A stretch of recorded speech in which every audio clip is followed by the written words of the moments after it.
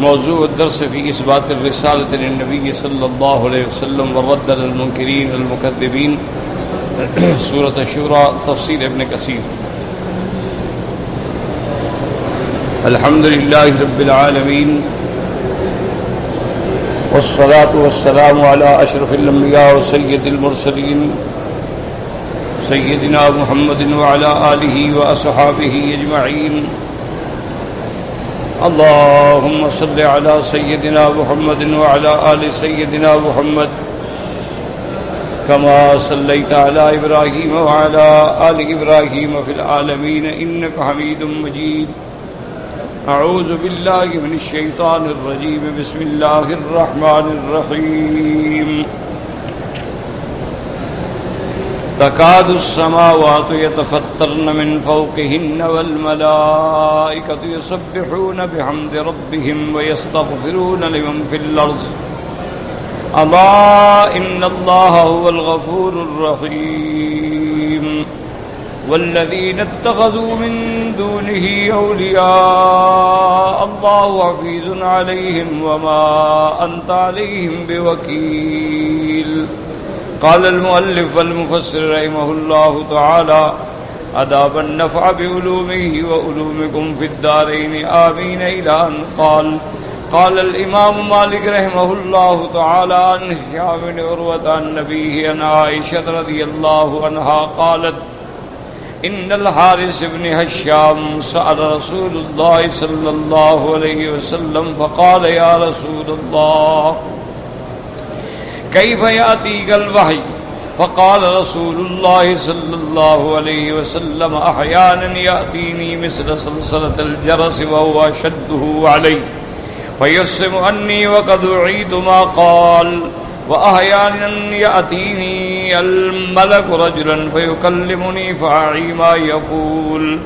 قالت عائشة رضي الله تعالى عنها: فلقد رأيته ينزل عليه الوحي في اليوم الشديد البرد فيفصم عنه وإن جبينه ليتفسد عرقا. أخرجاه في الصحيحين ولفظه للبخاری. اب امام مالک رحمت اللہ علیہ سند کے ساتھ بی بی عائشہ سے روایت فرماتے ہیں کہ حارث بن ہشام نے حضور سے سوال کیا کہ آقا آپ پر وحی کیسے آتی؟ کیونکہ جتنے انبیاء ہیں علیہم الصلاۃ والتسلیم ان پہ اللہ وحی بھیجتا ہے. کوئی بندہ اللہ سے ہم کلام نہیں ہو سکتا الا اللہ چاہیں. جیسے موسیٰ علیہ السلام سے آپ نے بات فرمائی، کلم اللہ موسیٰ تکلیما، اور حضور پاک سے بھی بات فرمائی.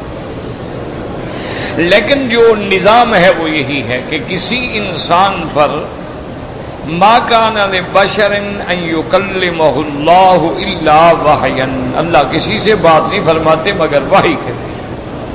اب وحی آنے کا یعنی صورت کیا ہوتی ہے؟ تو یہ سوال کیا حارث بن ہشام نے. فقال: یا رسول اللہ کیف یاتیک الوحی، حضور آپ پہ وحی کیسے آتی ہے؟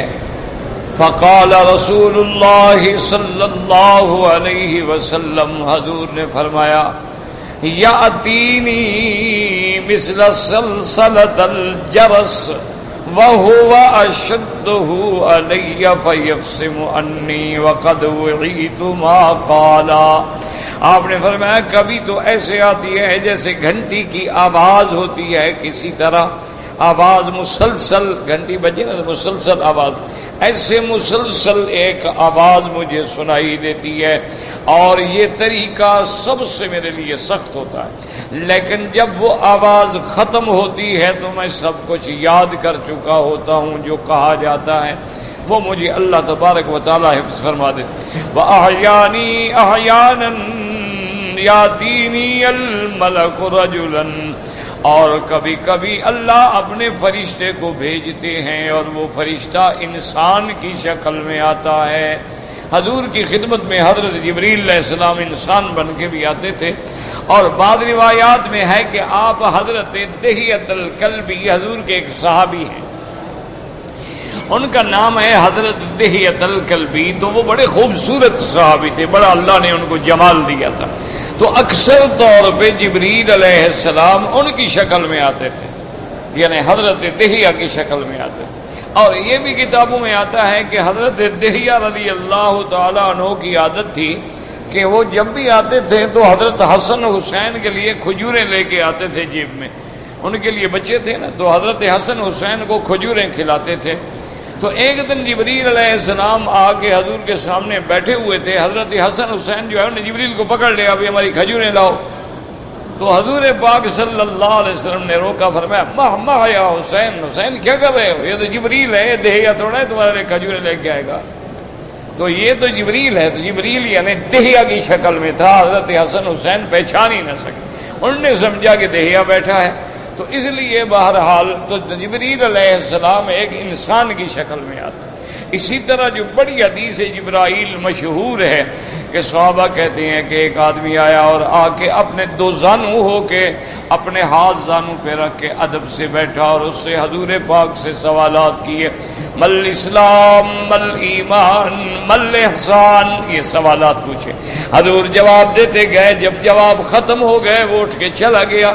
صحابہ کہتے ہیں ہم حیران تھے کہ یہ بندہ ہم نے پہلے تو کبھی نہیں دیکھا، اور بڑے خوبصورت اس نے سفید کپڑے پہنے ہوئے تھے۔ تو حضور پاک نے فرمایا کہ اس کو پہچانا، جانتے ہو یہ کون بندہ تھا جو سوال کر رہا تھا؟ نے کہا حضور ہم تو پہچان نہیں سکے، آج تک ہم نے دیکھا ہی نہیں یہ بندہ۔ حضور نے فرمایا جاءکم جبرائیل علیہ السلام یعلمکم دینکم، یہ جبرائیل آئے تھے تمہیں تمہارا دین سکھانے کے لیے، تاکہ میں وہ سوال کرتے گئے میں جواب دیتا گیا، آپ لوگوں کو اللہ کا دین سمجھ آ گیا۔ تو آپ نے فرمایا جبرائیل تھے، وہ انسان کی شکل میں ہے۔ اور اسی طرح جب اللہ نے نمازیں فرض کی ہیں، ان الصلاۃ کانت علی المؤمنین کانت علی المؤمنین کتابا موقوتا، اللہ نے نمازوں کے اوقات مقرر کر دی۔ اقم الصلاۃ لدلوک الشمس الی غسق اللیل وقرآن الفجر ان قرآن الفجر کان مشہودا ومن اللیل فتہجد به نافلۃ لک عسى ان یبعثک ربک مقاما محمودا۔ تو حضرت جبریل علیہ السلام آئے اور انہوں نے آ کے حضور کو 10 نمازیں پڑھائیں، 5 نمازیں اول وقت میں پڑھائیں کہ صبح کی نماز جو ہے یعنی بالکل صبح صادق ہونے کے فوراً بعد یعنی اندھیرے میں، اور اسی طرح ظہر کی نماز زوال کے فوراً بعد، عصر کی نماز ابھی سورج کافی اونچا تھا، اور غروب کی نماز مغرب کی نماز غروب کے بعد اول وقت میں نمازیں پڑھائیں، پھر 5 نمازیں آخر وقت میں پڑھائیں کہ فجر کی نماز میں اتنی دیر کی کہ نماز ختم کرنے کے تھوڑی بعد سورج نکل آئے، یعنی بالکل اسفار ہو جائے، روشنی ہو جائے۔ اسی لیے حضور پاک کی ایک حدیث مبارک میں آتا ہے کہ آپ نے فرمایا صبح کی نماز جو ہے وہ روشن کر کے پڑھا کرو، اس میں زیادہ اجر ہے، چونکہ جماعت زیادہ ہوگی، لوگ زیادہ پہنچیں گے۔ اسفروا بالفجر فانها اعظم للاجر، آپ نے فرمایا صبح، اور اسی طرح آپ نے فرمایا ظہر کی نماز ذرا ٹھنڈا کر کے پڑھا کرو، ابردوا بالظہر فإن شدت الحر من فیح جہنم۔ تو 5 نمازیں اول وقت میں پڑھائیں اور 5 نمازیں آخر وقت میں پڑھائیں، اور کہا حضور یہ نمازوں کے وقت ہیں، ان کے درمیان میں یعنی اول وقت یہ ہے، آخر وقت یہ ہے، تو اول سے آخر کے درمیان میں جہاں بھی کوئی پڑھے گا تو صحیح نماز ہو جائے گی۔ تو جبریل انسان کی شکل میں آئے، امام بنے، اور حضور صلی اللہ علیہ وسلم مقتدی بنے۔ یاد رکھو یہ کہتے ہیں نا بھی فقہاء یا علماء کیسے مسئلے اسی طرح حدیث سے نکلتے، انہوں نے اس حدیث سے مسئلہ نکالا کہ تعلیم الاکابر عن الاصاغر، اسی طرح مسئلہ نکال لیا کہ امامت المفضول للفاضل، کہ اگر کوئی بڑا چھوٹے سے پڑھے تو جائز ہے، اگر امام کم ہو اور مقتدی زیادہ شان والا ہو تو جائز ہے۔ کہ جبریل کا شان تو حضور کا مقابلہ نہیں کر سکتا نا، لیکن تعلیم کے لیے حضور پاک نے جبریل کے پیچھے نماز پڑھ لی۔ تو یہاں سے مسئلہ نکل آیا کہ کوئی بڑا عالم جو ہے وہ کسی طالب کے پیچھے بھی نماز پڑھ سکتے ہیں اور چھوٹے کے پیچھے بھی نماز پڑھ سکتے ہیں، اور اسی طرح بڑا آدمی جو ہے وہ کسی چھوٹے سے بھی علم حاصل کر سکتا ہے۔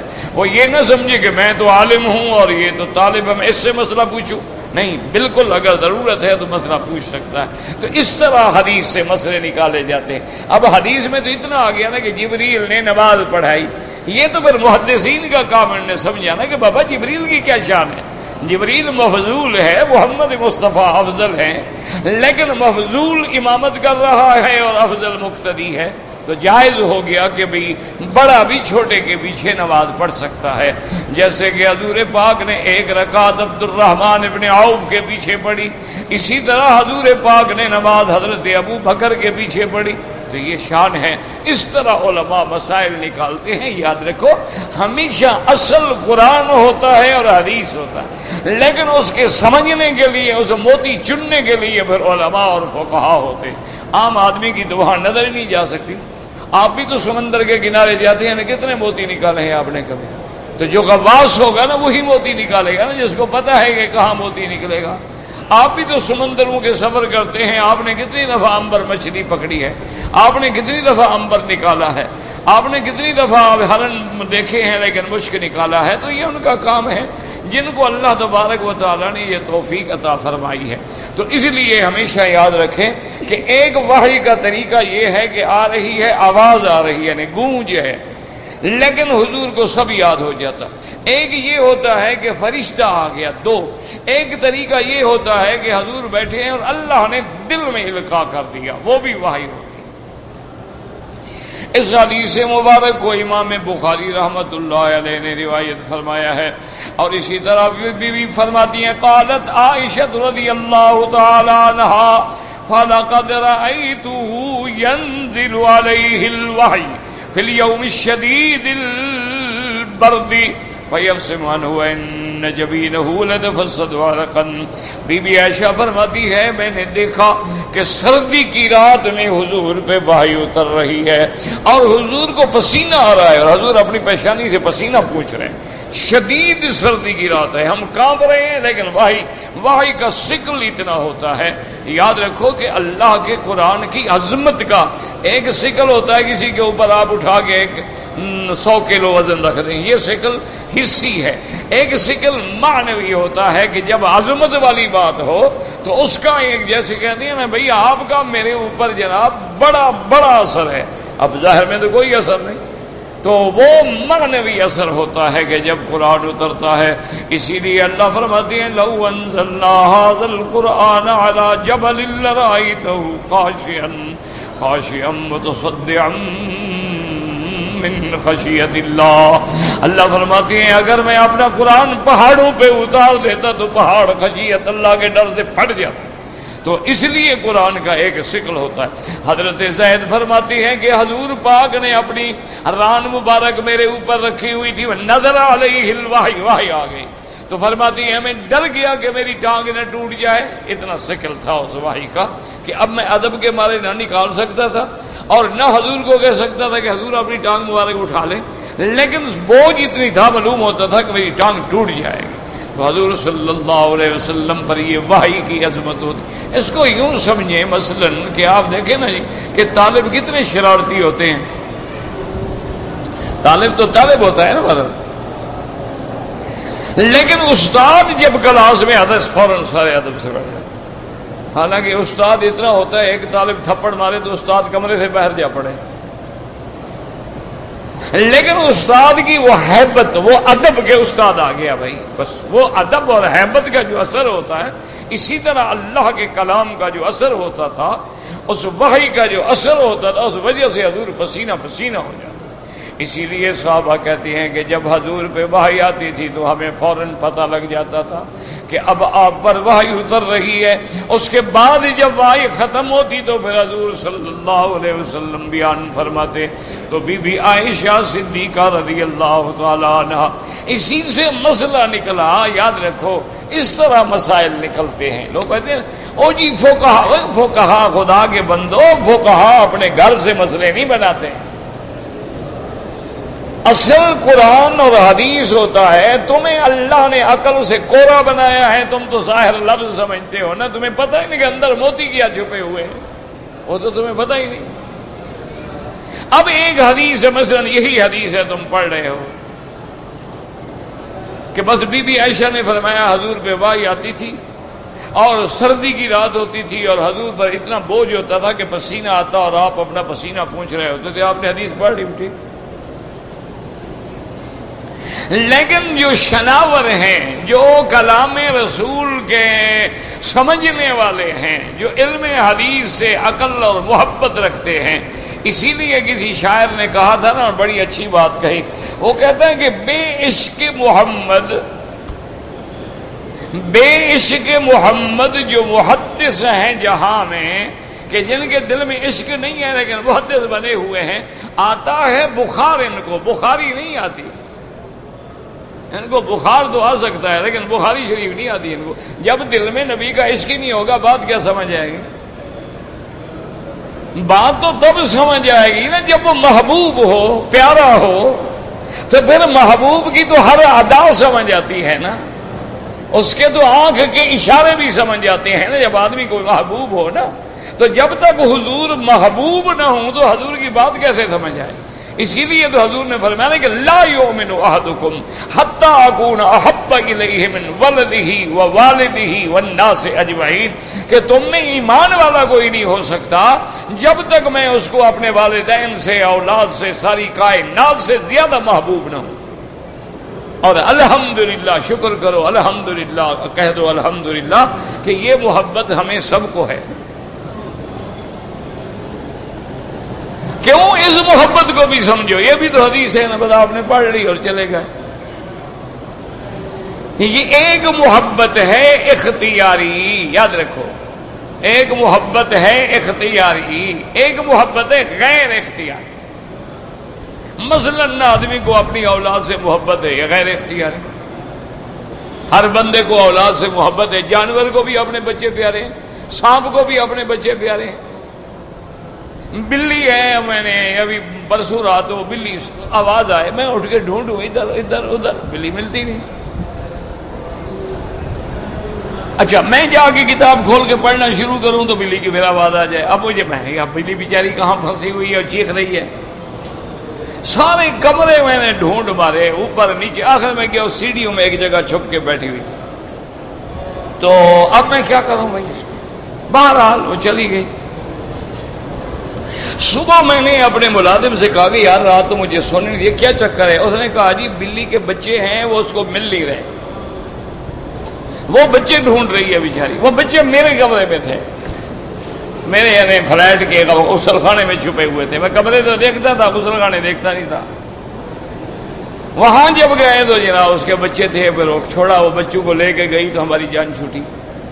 تو بچوں کے لیے تو اللہ نے یعنی جانور میں بھی محبت ڈال دی ہے۔ سانپ ہے لیکن اس کو بھی اپنا بچہ پیارا ہے، سانپ ہے اس کو بھی اپنا رشتہ اتنا پیارا ہے۔ ایک موسم ہوتا ہے، اس موسم میں اگر آپ نے سانپ کی مادہ کو مار دیا ہے تو اس کا جو مذکر ہے وہ تم سے بدلہ لے گا، چاہے 2 سال کے بعد بدلہ لے گا،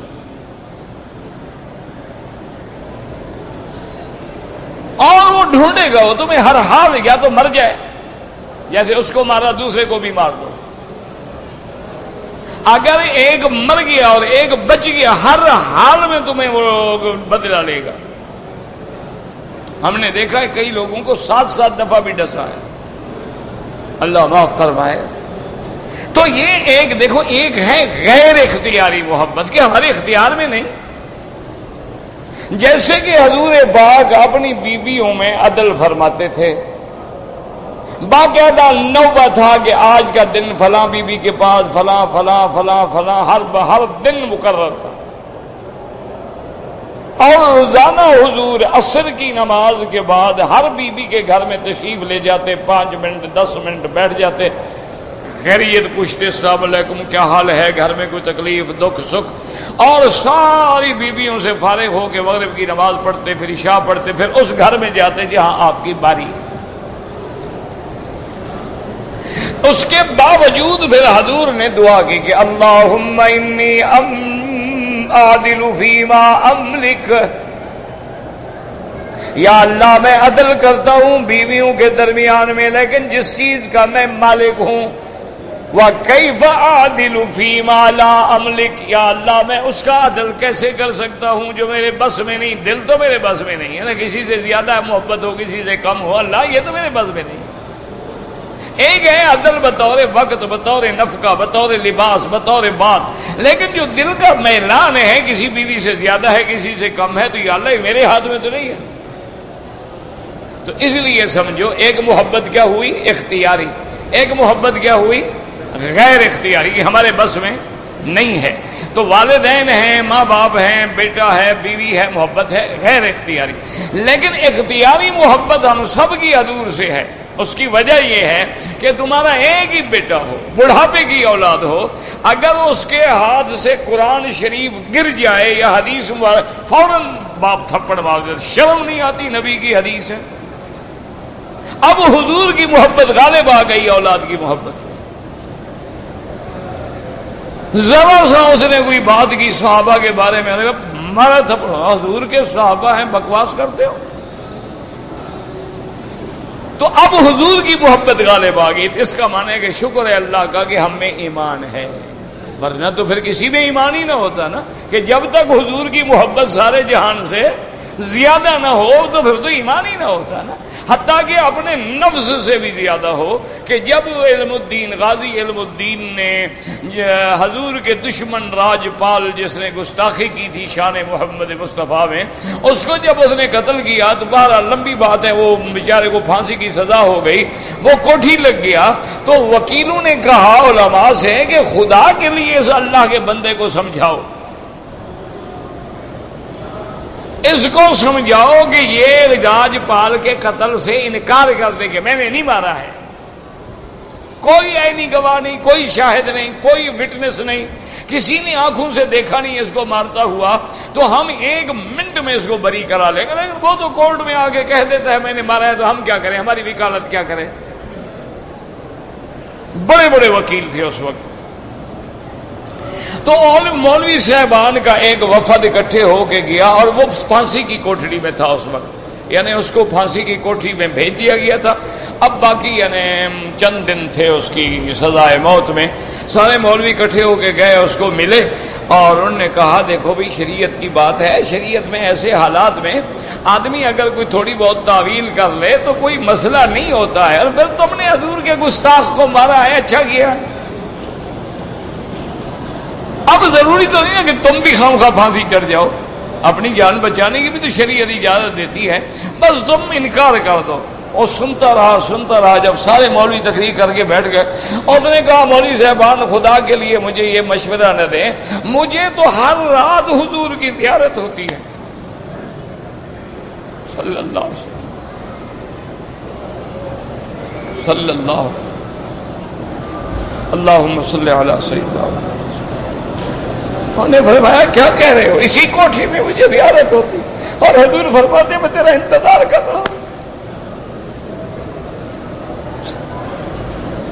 اللہم ارزقنا محبت نبی، حب نبیک وحب اصحاب نبیک واہل بیت نبیک واتباع نبیک وحب من یحبک وحب امر من یقربنا الی حبک۔ کیا کہہ رہے ہو مجھے؟ میں نے حضور کے دشمن کو مارا ہے، مکر جاؤں؟ کیوں؟ جاؤ، یہ تعویلیں شویلیں تم مولوی کرتے ہو گے، عاشق نہیں کرتے تعویلیں۔ میں نے مارا ہے، بس سیدھی سی بات ہے۔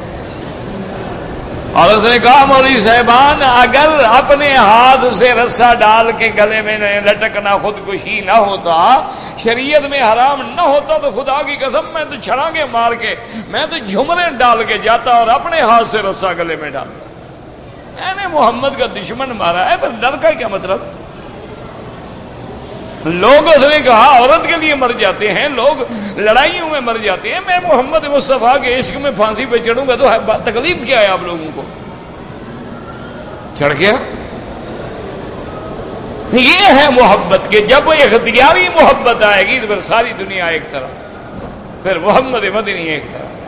کہ عورت ہے میدان احد ہے، پوچھ دیا میرے بھائی، انہوں نے کہا شہید ہو گیا، اس نے کہا محمد مصطفیٰ، انہوں نے کہا محمد مصطفیٰ صحیح، فرمایا الحمدللہ، اس نے کہا میرا بیٹا، انہوں نے کہا شہید ہو گیا، اس نے کہا محمد مصطفیٰ، انہوں نے کہا حضور ٹھیک ہے، انہوں نے کہا الحمدللہ، مجھے بیٹے کا کوئی فکر نہیں، محمد سلامت ہوگا۔ یہ ہے عشق محمد۔ ہم نے عشق رکھا ہے جھنڈیاں لگانے کا نام، کہ 12 ربیع الاول کو جھنڈیاں لگا لو، سبیل لگا لو، شربت پلا دو، بس عشق پورا ہو گیا، داڑھی منڈاؤ، جو مرضی آئے کرو، جوا کھیلو، شراب پیو، سودی کاروبار کرو، جو مرضی آئے کر دو، بس جھنڈیاں لگا دو، عاشق ہو۔ یہ عاشق نہیں ہوتے، یہ تو چوری کھانے والے مجنوں ہیں۔ عاشق وہ ہوتے ہیں کہ حضور کے سامنے صحابی ہے، ڈھال دیتا ہے، ڈھال ختم ہو گئی، تیر آیا ہاتھ دے دیا، ہاتھ ختم ہو گیا، تیر آیا دوسرا ہاتھ دے دیا، ہاتھ چھلنی ہو گیا اور تیر آیا سینہ دے دیا۔ حضور نے کہا یہ کیا کر رہے ہو؟ حضور نے کہا حضور آنا فدا کا بھی وہ امی، حضور میں ٹکڑے ٹکڑے ہو جاؤں گا، میری زندگی میں آپ پہ تیر نہیں آئے گا۔ یہ عشق ہے محمد مصطفیٰ کا، جھنڈیاں لگانے کا نام عشق ہے۔ کھڑے ہو گیا صلاۃ السلام علیہ یا رسول اللہ، اور وہ بھی یہ کہ نبی کو بلاتے ہیں کہ حضور آ گئے ہیں، کھڑے ہو جائے، یہ نہیں چاہتے، حضور کو بلا لیتے۔ آنے دو قیامت، پتہ لگ جائے گا تمہارے مسئلوں کا، آنے دو خبر انشاءاللہ کہ تم گستاخ رسول بن کے پکڑے جاتے ہو یا محبت رسول میں چھوٹ جاتے ہو۔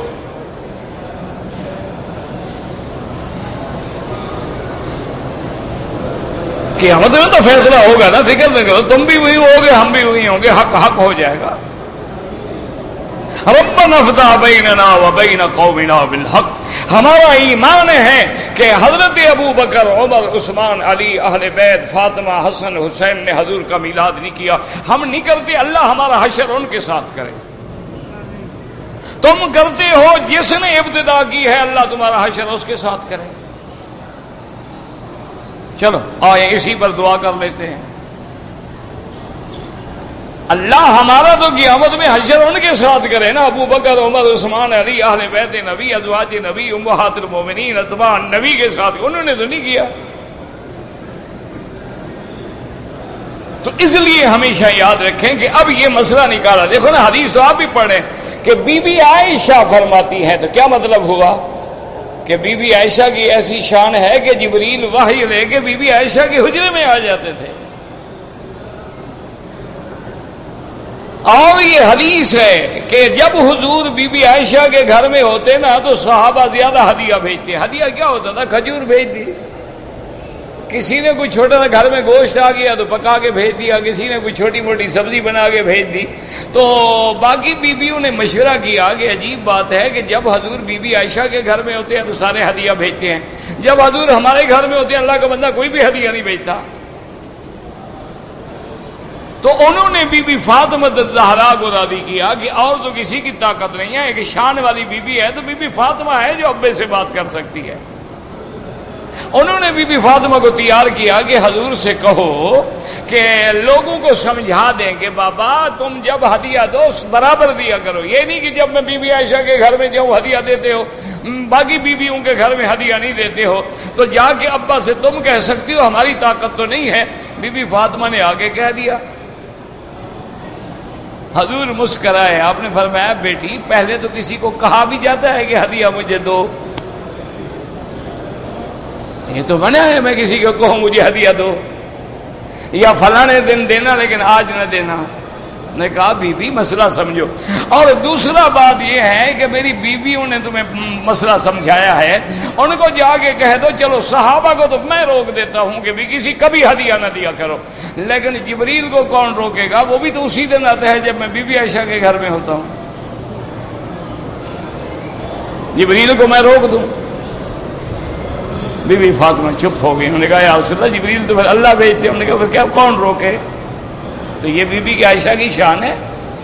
تو اس لیے اب اس حدیث میں یہ نکلا کہ بی بی عائشہ دیکھ رہی ہے نا کہ وحی آ رہا ہے اور حضور پسینہ پہنچ رہے ہیں، مانا کہ وحی بی بی عائشہ کے گھر میں بھی آ جاتا تھا، اور یہ شان صرف بی بی عائشہ کی تھی۔ یہ مسائل ہوتے ہیں جو علماء حدیثوں سے نکالتے ہیں۔ ہم تو حدیث پڑھ کے چلے جاتے ہیں نا ماشاءاللہ کہ بس جی لفظ پڑھ لیا جی، حدیث میں تو یوں آتا ہے، حدیث میں آ گیا کہ کافر ہو گیا، وہ قرآن میں جو آ گیا جس نے حج نہ پڑھا کافر ہو گیا، وہ بھی کافر ہو جائے گا؟ وَمَنْ كَفَرَ فَإِنَّ اللَّهَ غَنِيٌّ عَنِ الْعَالَمِينَ۔ تو معنی یہ ہوتا ہے کہ تشدید ہے کہ بڑا سخت گناہ ہے، ایسا نہ کیا کرو، کہیں ایسا نہ ہو کہ تمہیں کفر تک لے جائے۔ حتیٰ کہ حضور کے اتنے لفظ ہیں، من استطاع، جس کو حج کی طاقت ہے، صحت ہے، دولت ہے، پیسہ ہے، کوئی رکاوٹ بھی نہیں ہے، فلم یحج، وہ حج نہ کرے۔ آپ نے فرمایا انشاء فلیمت یہودیا او نصرانیا، وہ چاہے یہودی ہو کے مرے یا نصرانی ہو کے مرے۔ تو اب اس کا معنی یہ ہم تھوڑا کریں گے کہ جس نے حج نہیں پڑھا وہ کافر ہو گیا۔ معنی ہے سختی ہے، تشدید ہے، تحدید ہے کہ خبردار حج میں غفلت نہ کرو۔ یہ معنی نہیں کہ وہ یہودی ہو گیا نعوذ باللہ، حج نہیں پڑھا۔ کتنے بڑے لوگ ہیں حج نہیں پڑھ سکے، کتنے بڑے غنی ہیں، کوئی عذر بھی نہیں لیکن حج نہیں پڑھ سکے، تو یہ تھوڑا ہی ہم کہیں گے وہ کافر ہو گئے۔ اس لیے خدا کے لیے حدیثوں کو سمجھا کرو، صرف پڑھا نہ کرو، صرف حدیثوں میں غور بھی کیا کرو۔ اب اس کے بعد فرماتے ہیں وقال الامام احمد حدثنا قتيبة قال حدثنا ابن حية عن يزيد بن ابي حبيب عن عمرو بن الوليد عن عبد الله بن عمرو رضي الله عنهما قال سألت رسول الله فقلت يا رسول الله هل تحس بالوحي؟ وقال رسول الله اسمع السلاسل ثم اسكت ذلك فما من برد يوالي الا ظننت ان نفسي تقبض۔ اس حدیث میں آتا ہے کہ عبداللہ ابن عمر نے پوچھا کہ حضور جب وحی آتی ہے آپ کو پتہ لگتا ہے؟ آپ نے فرمایا کہ ہاں، متواتر آواز آتی ہے اور پھر اس کے بعد میں چپ کر جاتا ہوں، لیکن وہ وحی اتنی سخت ہوتی ہے مجھے خطرہ ہوتا ہے کہ کہیں میری جان نہ نکل جائے، میری روح جو ہے وہ قبض نہ ہو جائے۔ وقد ذکرنا کیفیت اتیان الوحی الی رسول اللہ صلی اللہ علیہ وسلم فی اول شرح البخاری بما اغنانی عددیاہنا وللہ الحمد والمنہ۔ اب مفسر رحمۃ اللہ علیہ فرماتی ہیں کہ میں نے بخاری شریف کی اول کے اندر، ابتدا کے اندر، مقدمے کے اندر اتیان وحی کی، کیفیت وحی کی ساری تفصیل بیان کر دی ہے۔ اگر کوئی اہل علم، کوئی طالب دیکھنا چاہے تو اس کتاب کو دیکھ لے، اب دوبارہ ذکر کرنے کی ضرورت نہیں ہے۔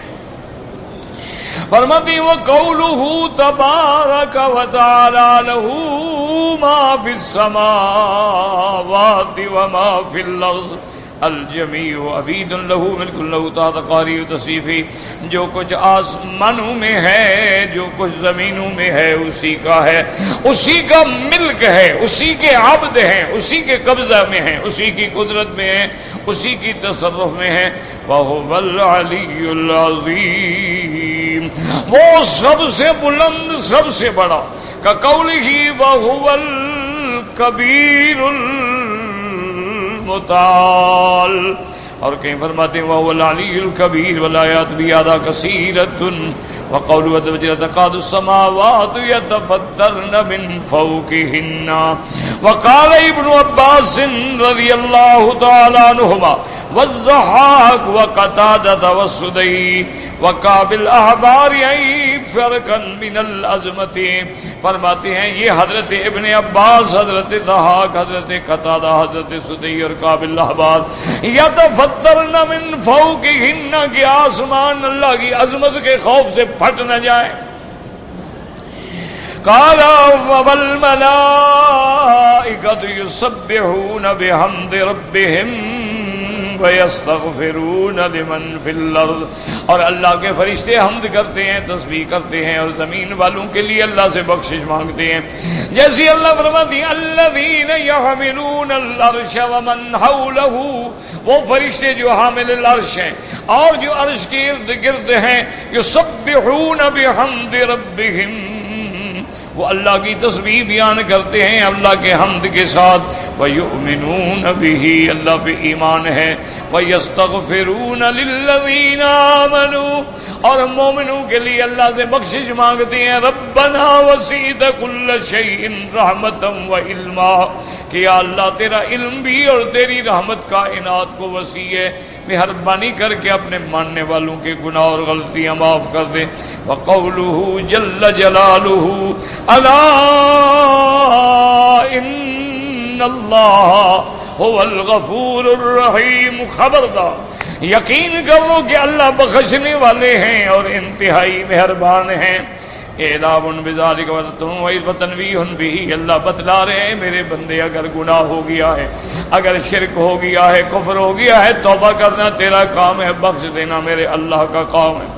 وقوله سبحانه وتعالى والذين اتخذوا من دونه أولياء الله حفيظ عليهم والذين اتخذوا من دونه أولياء، جنہوں نے اللہ کو چھوڑ کے غیروں کو مشکل کشا بنایا، حاجت روا بنایا، داتا بنایا، شرک کیا، اللہ حفیظ علیہم، اللہ ان کے اعمال کو جانتے ہیں، ان کے عقائد کو جانتے ہیں، ان کی باتوں کو جانتے ہیں۔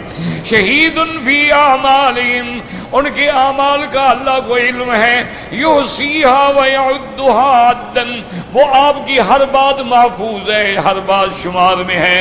وَسَيَجْزِي بِهِمَا أَوْفَرَ الْجَزَاء، اور قیامت میں تمہارے شرک کا پورا پورا بدلہ دیں گے، سزا دیں گے۔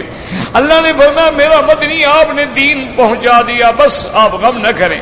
وَمَا أَنْتَ عَلَيْهِمْ بِوَكِيلٍ، اے انما انت نذیر، آپ کا کام ڈرانا ہے، آپ کا کام وحی پہنچانا ہے، آپ کا کام تبلیغ فرمانا ہے، آپ نے فرما دیا ہے، آپ ان پر نگہبان نہیں ہیں، ایمان لائیں نہ لائیں آپ فکر نہ کریں۔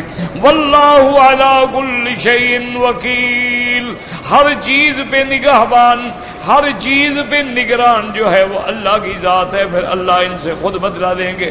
واللہ اعلم۔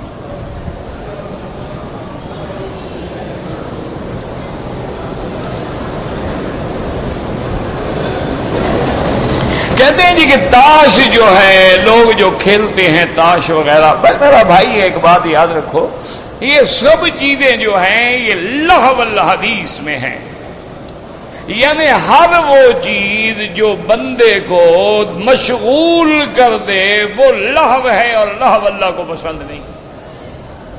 گانا ہے، گانا سننا ہے، فلمیں دیکھنا ہے، تاشیں کھیلنا ہے، یہ ساری چیزیں اللہ کے ذکر سے غافل کرنے والی ہیں۔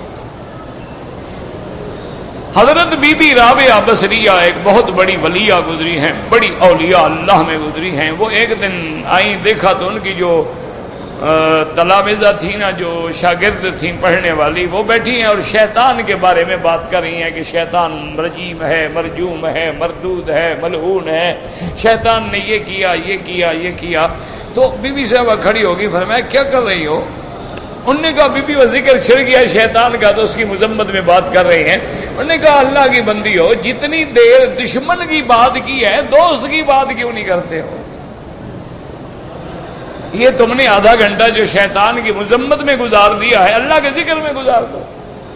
ضروری شیطان کو یاد کرنا ہے ہم نے؟ تو اس لیے جتنی وہ چیزیں ہیں، چاہے تاش ہے، چاہے لڈو ہے، چاہے گڈو ہے، چاہے کچھ ہے، یہ ساری چیزیں جو ہیں وقت گزارنے کو، انسان کو مشغول کرنے والی چیزیں، اتنی دیر اللہ کی یاد میں گزرنی چاہیے۔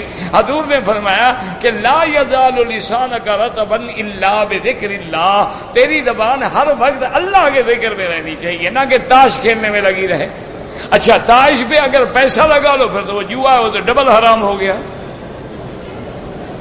ان سب چیزوں سے بچو، اور جو وقت ملے قرآن پڑھو، جو وقت ملے درود پڑھو، جو وقت ملے استغفار کرو۔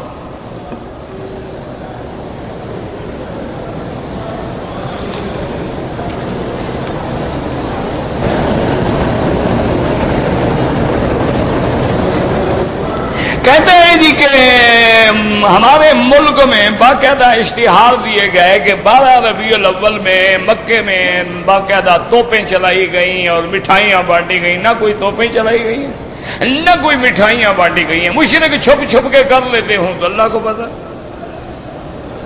اب دیکھو نا، بڑا شہر ہے، اگر کوئی آدمی اپنے گھر میں مٹھائی بانٹے کسی کو کیا پتہ ہے؟ بات یہ نہیں ہوتی کہ مکے میں کیا جائے، مکے میں تو لوگ داڑھی بھی مڈاتے ہیں، وہ دین ہو جائے گا۔ مکے میں لوگ فلمیں دیکھتے ہیں تو فلمیں دیکھنا حلال ہو جائے گا۔ مکے کے لوگوں کا نام تو دین نہیں ہے، دین نام ہے قرآن اور حدیث کا۔ دو لفظی بات ہے، ہمیں دکھا دو۔ حضور نے فرمایا میرا میلاد مناؤ، حضور کے بعد آپ کے صحابہ نے، خلفاء نے، اہل بیت نے منایا ہے، بس ٹھیک ہے، کوئی جھگڑا نہیں، آپ دکھا رہے ہیں، انشاءاللہ آنے والے ربیع الاول میں سب سے پہلے میں مناؤں گا۔ کوئی جھگڑا ہی نہیں، بحث ہی نہیں، لڑائی نہیں، لڑائی تو جاہل کرتے ہیں نا۔ موٹی سی بات ہے کہ بھائی دین کس کا ہے؟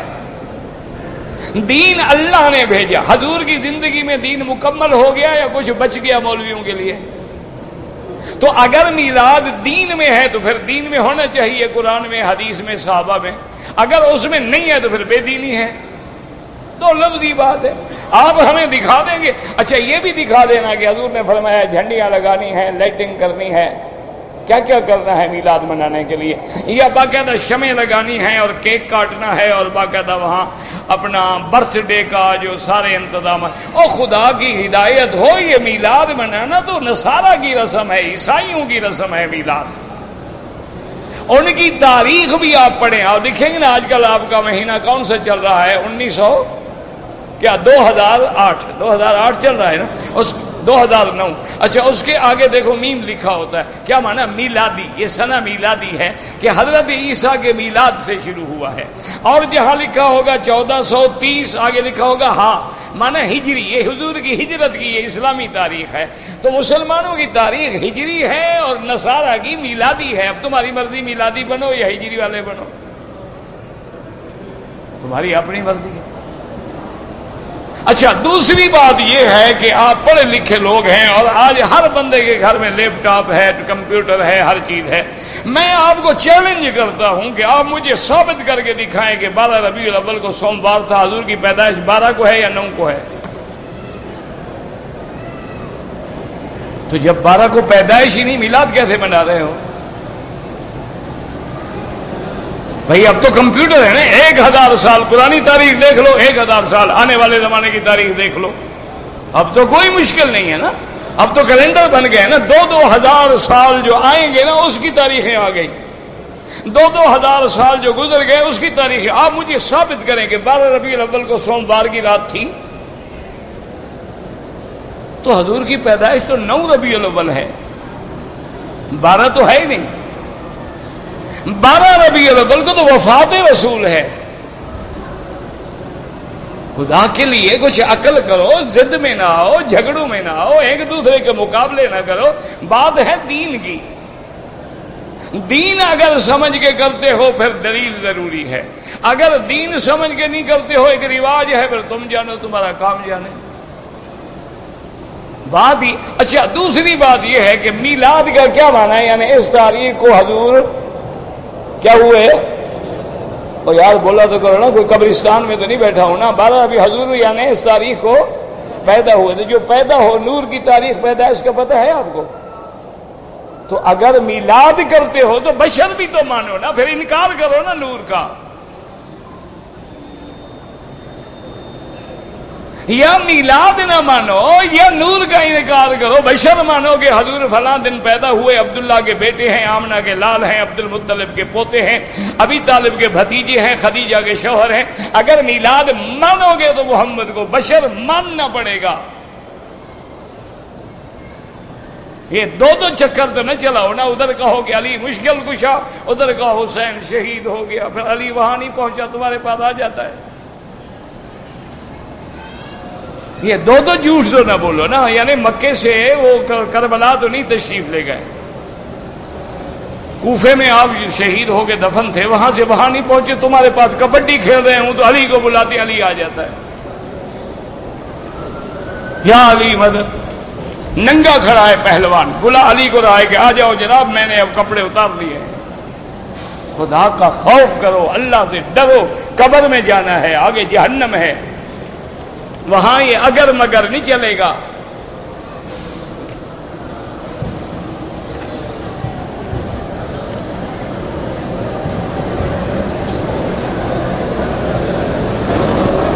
بہرحال گزارش ہے کہ بالٹی سے غسل کرو یا فوارے سے غسل کرو۔ جنابت کے لیے یہ ہوتا ہے کہ پہلے ہاتھ دھو لو، استنجا کر لو، ہاتھ دھو کے پھر بالٹی کے اندر ہاتھ ڈالو، بس۔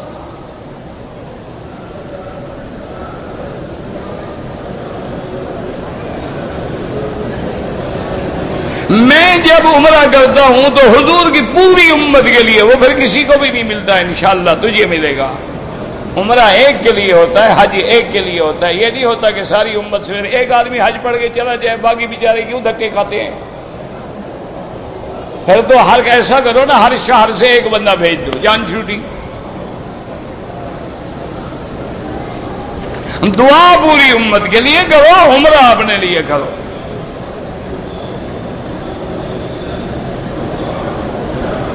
جب ہم صفا مروا دوڑیں گے تو کندھے ڈھکے ہونے چاہیے، وہ تو طواف میں بس ننگا ہو، آگے پیچھے تو نہیں۔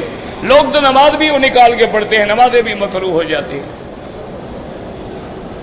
داڑھی رکھنے سے دنیا کا کیا فائدہ ہے؟ حضور کی جب شکل بناؤ گے تو فائدہ ہی فائدہ ہے۔ تم دنیا راضی کرنا چاہتے ہو یا اللہ راضی کرنا چاہتے ہو؟ اب تمہاری مرضی، ایک طرف دنیا ہے ایک طرف خدا ہے، کس کو راضی کرنا چاہتے ہو؟ دنیا میں بھی بڑا فائدہ ہے، یاد رکھو۔ داڑھی نہ ہونا نہ مرد کی علامت ہے۔ عورت کی داڑھی ہوتی ہے؟ ہاں جی، تمہارے ملک میں بھی نہیں ہوتی؟ اچھا، ہجرے کی اس کی بھی نہیں ہوتی؟ تو نتیجہ کیا نکلا کہ داڑھی مرد کی ہوتی ہے۔ داڑھی منڈانا تو نامردی کی علامت ہے، جتنا زیادہ اس طرح پھراؤ انشاءاللہ جلدی چٹ ہو جاؤ گے۔ داڑھی والا کبھی 4 بیویاں بھی رکھے تو نامرد نہیں ہوتا۔ اسی لیے دیکھا نہیں، داڑھی والوں کی 4 بیویاں ہیں، تم ایک سے بھی تنگ آئے ہوئے ہو۔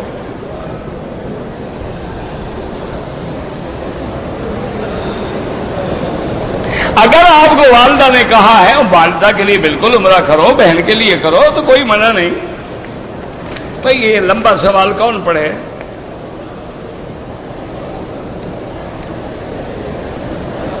بہرحال والد نے پیسے لیے تھے، واپس کر دیے، وہ قسم اٹھاتے، اصولی بات ہے۔ یا تم گواہ دو کہ تمہارے والد نے پیسے واپس کر دیے۔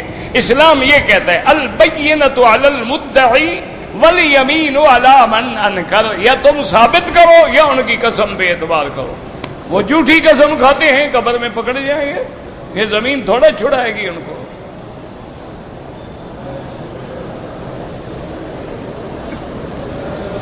کبھی کبھی مجھے گندے خیالات آتے ہیں، کوئی بات نہیں، یہ تو ایمان کی علامت ہے۔ ایمان ہے تو چور ڈاکہ مارتا ہے نا، بس اعوذ باللہ پڑھ لیا، لا حول پڑھ لیا۔ ہر طواف کے بعد 2 رکعت پڑھنا واجب ہے۔ قبرستان میں مردے کو دفن کرنے کے بعد دعا کرنی جائز ہے، بالکل جائز ہے، حضور کا حکم ہے۔ آپ نے فرمایا اب دعا مانگو، فَاسْأَلُوا لَهُ التَّثْبِيتَ، دعا مانگو کہ اللہ ہمارے بھائی کو سوال جواب میں ثابت قدم رکھے۔ جہاں دعا مانگنے کا حکم ہے وہاں مولوی نہیں مانگتا، جہاں نہ مانگنے کا حکم ہے 3 دعائیں کرتا ہے۔ اچھا، آدمی کو بڑا مر جائے دعا بھی لمبی ہوتی ہے، غریب مر جائے کبھی لمبی دعا نہیں کریں گے، جان چھڑائیں گے۔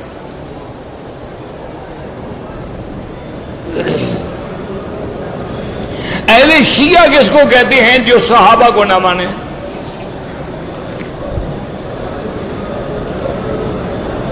عورت حیض میں کتنے دن میں پاک ہوتی ہے اس کی عادت ہے، ہمیں کیا پتا، کسی کی 3 دن، کسی کی 4 دن، کسی کی 5 دن، زیادہ سے زیادہ 10 دن۔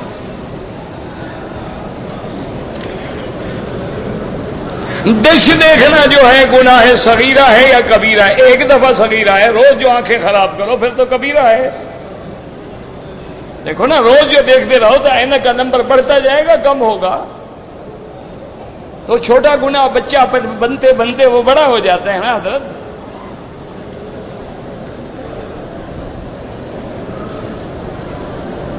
پریاں جو ہیں وہ مخلوق ہیں، ہمیں تو پریاں آج تک نظر نہیں آئی، تمہیں ملے تو میرے لیے بھی ڈھونڈنا۔ ہمیں تو یہی اللہ کا عذاب ملے ہیں جو موجود ہیں، اگلے پچھلے ہمارے گناہ معاف ہوں گے تو بیوی کی وجہ سے ہوں گے۔ اگر طواف کے وقت جنازہ شروع ہو جائے، تمہاری مرضی ہے، جنازے میں مل جاؤ یا نہ پڑھو، وہ فرض کفایہ ہے، کسی نے بھی پڑھ لیا تم پر کوئی گناہ نہیں۔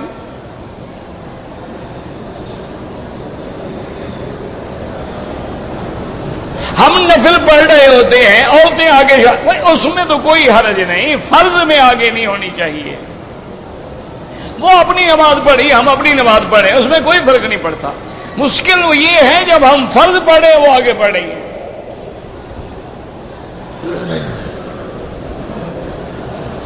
میں گھر جاتا ہوں، گھر میں کوئی آدمی نہیں ہے، سلام بالکل کرنا چاہیے، السلام علیکم۔ کیوں؟ ملائکہ تو ہیں نا، فرشتے تو ہیں نا، بندہ نہ بھی ہو کیا ہو گیا، فرشتے تو اللہ کے موجود ہیں۔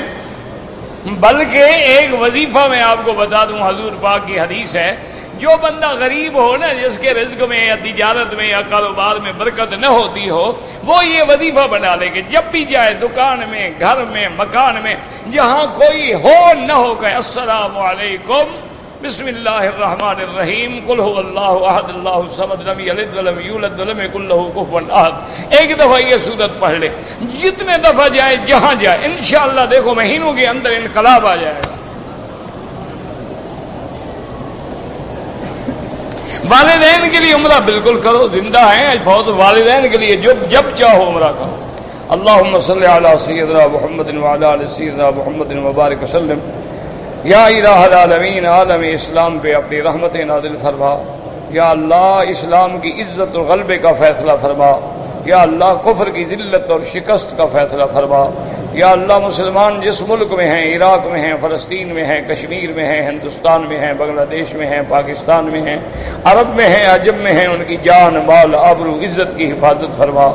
یا اللہ بیماروں کو شفا عطا فرما، بے حیاؤں کو حیا عطا فرما، بے دینوں کو دین عطا فرما، بے اولادوں کو اولاد عطا فرما، جن کی اولادیں ہیں ان کو صالح بنا، جن کی بچیاں ہیں ان کے رشتے آسان فرما، بے روزگاروں کو روزگار عطا فرما، قرض داروں کے قرض ادا فرما۔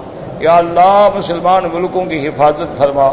یا اللہ اس بلد الامین کو قیامت تک ہر فتنے سے محفوظ فرما۔